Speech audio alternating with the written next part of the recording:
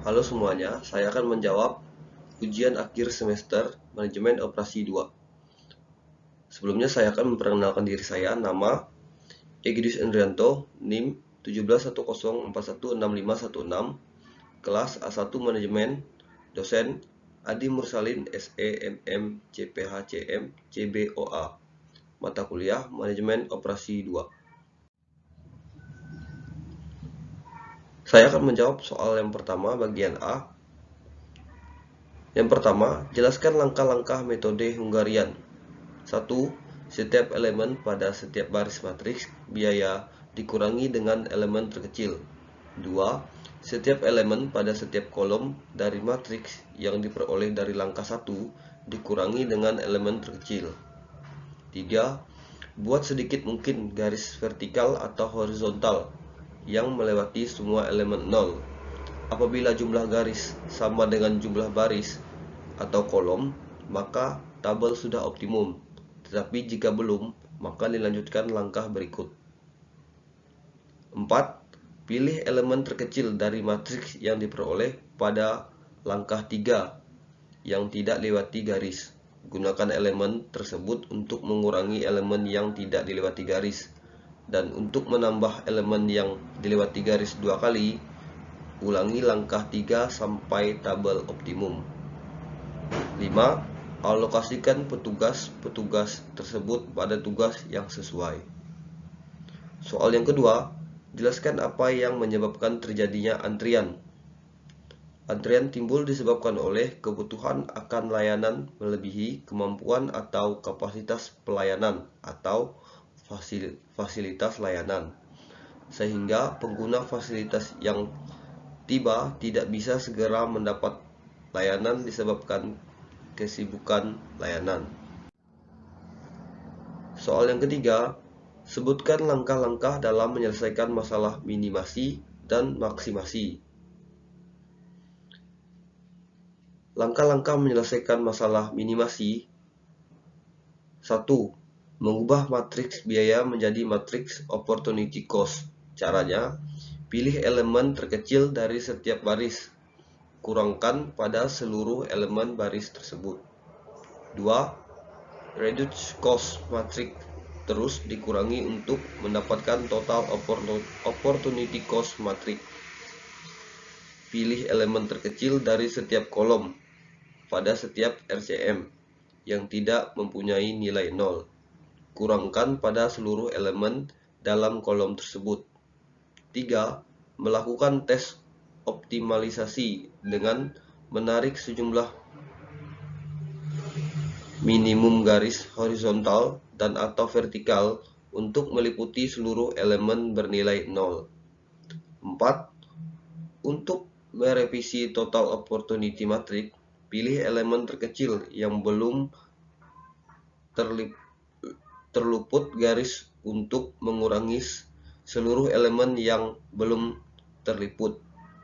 Tambahkan jumlah yang sama pada seluruh elemen yang mempunyai dua garis saling bersilangan. Ulangi langkah 3. Selanjutnya, langkah-langkah menyelesaikan masalah maksimasi. 1.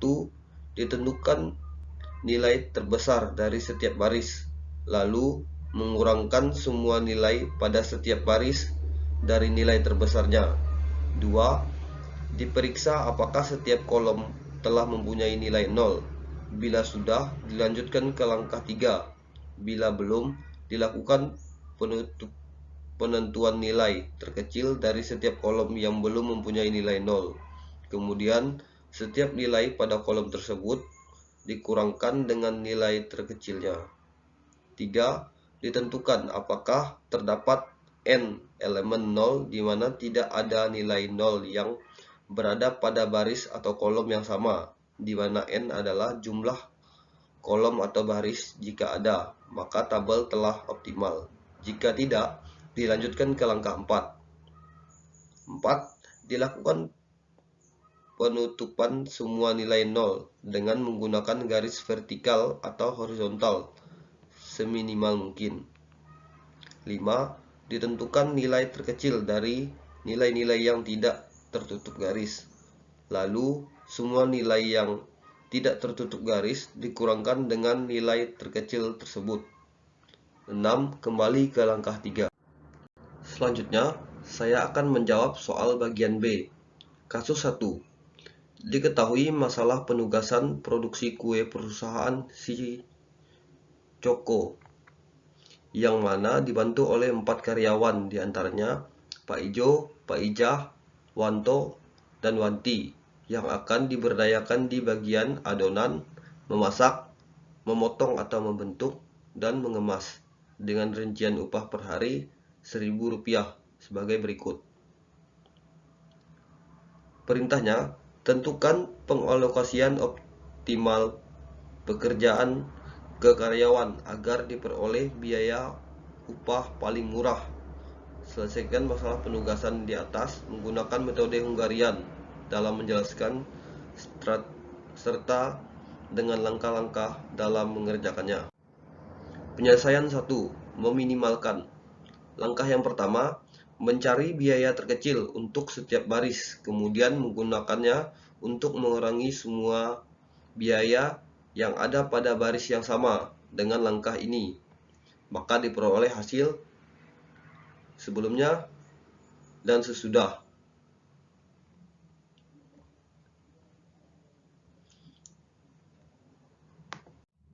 Langkah kedua, memastikan semua baris dan kolom sudah memiliki nilai 0, dan ternyata kolom 4 dan 5 belum memiliki nilai 0.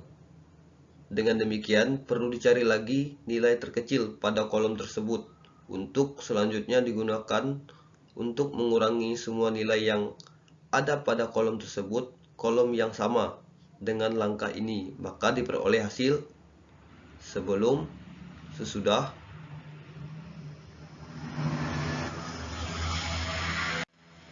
Langkah 3, memastikan atau mengecek lagi tabel penugasan apakah sudah memiliki nilai 0 yang sesuai dengan jumlah sumber daya yang juga tercermin dengan jumlah barisnya.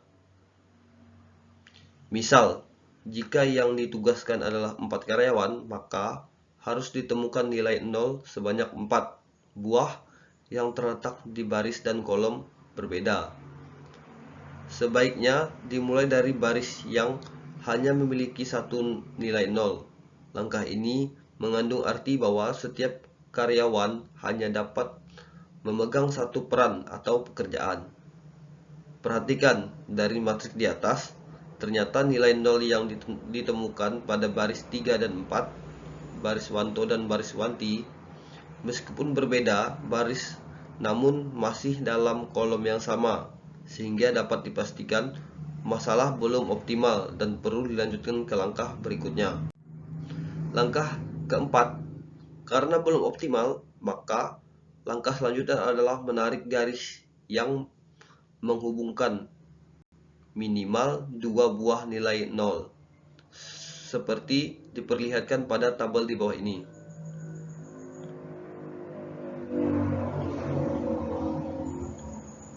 Langkah kelima, perhatikan nilai-nilai yang belum terkena garis. Pilih nilai yang paling terkecil dari tabel di atas adalah nilai 10.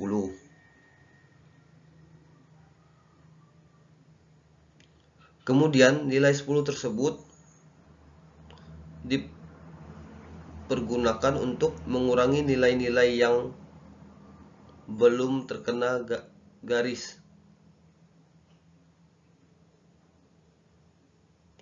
Dan gunakan untuk menambah nilai-nilai yang terkena garis ganda. Dengan langkah ini, maka diperoleh hasil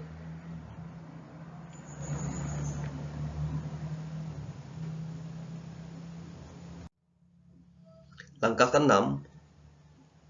Apakah sudah ditemukan nilai 0 sejumlah atau sebanyak sumber daya yang juga tercermin dengan jumlah barisnya, mulai dari baris yang hanya memiliki satu nilai 0. Dan ternyata tabel penugasan di atas sudah berhasil ditemukan 4 buah nilai 0 jumlah karyawan yang akan ditugaskan, yang berada di baris dan kolom berbeda. Artinya tabel penugasan di atas sudah optimal. Jadi kesimpulannya, Pak Ijo dialokasikan pada tugas memotong 60. Pak Ijah dialokasikan pada tugas memasak 45. Wanto dialokasikan pada tugas adonan 50.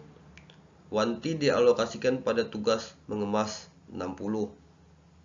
Total 215. Maka pengalokasian optimal pekerjaan terhadap 4 karyawan tersebut adalah 215 dikali 1000 sama dengan Rp215.000 per hari. Selanjutnya, saya akan menjawab kasus 2. Perusahaan mempunyai 5 orang karyawan yang akan ditugaskan di 5 kota, yaitu Singkawang, Landak, Pemangkat, Mempawah, Semparuk.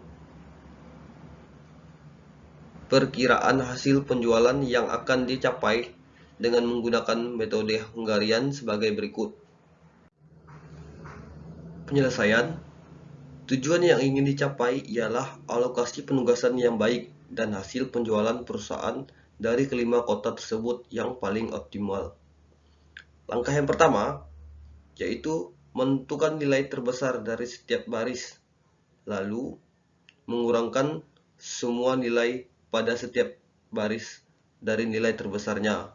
Maksudnya, pada baris pertama nilai terbesar ialah 15, maka pada baris tersebut mengurangkan semua nilai pada setiap baris dari nilai terbesarnya, seperti tabel sebelumnya tadi.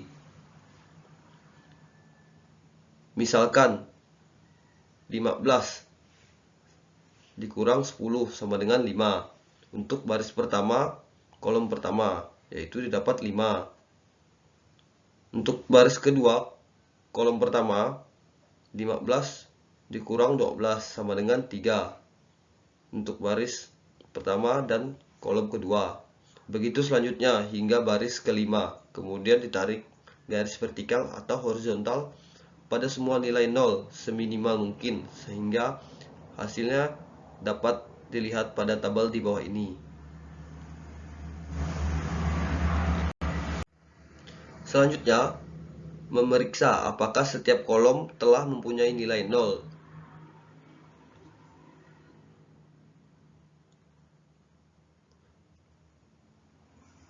Ternyata kolom pertama, kedua, dan ketiga belum mempunyai angka 0. Maka dilakukan penentuan nilai terkecil dari setiap kolom yang belum mempunyai nilai 0. Kemudian setiap nilai pada kolom tersebut dikurangkan dengan nilai terkecilnya, sehingga hasilnya dapat dilihat seperti tabel di bawah ini.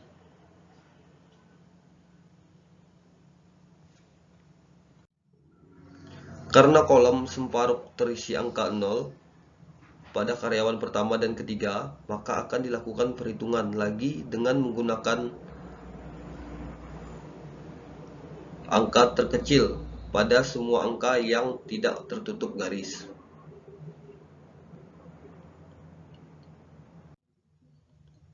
Karena semua kolom dan baris telah terisi 0 atau jumlah garis sama dengan jumlah pekerjaan atau karyawan, sehingga dapat kita simpulkan bahwa Ali bekerja pada kota Semparuk dengan hasil penjualan 15, Badu bekerja pada kota Singkawang dengan hasil penjualan 15, Pak Inem bekerja pada kota Mempawah dengan hasil penjualan 9, Siti bekerja pada kota Landak dengan hasil penjualan 15, Pak Ijo bekerja pada kota Pemangkat dengan hasil penjualan 14, sehingga total keuntungannya yang didapat ialah 68.